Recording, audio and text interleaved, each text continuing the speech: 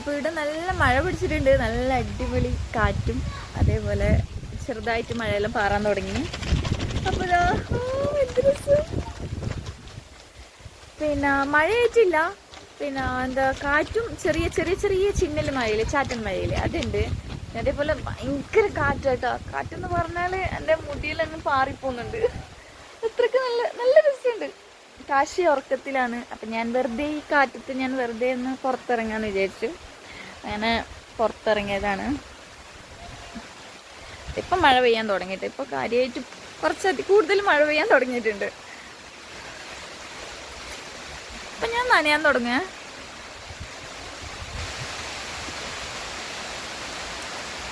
അയ്യോ മഴ കൂടി ഗൈസ്.